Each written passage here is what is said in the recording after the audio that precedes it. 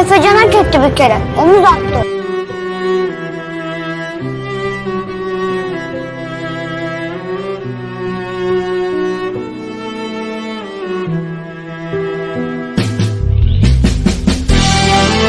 Başın sağ olsun.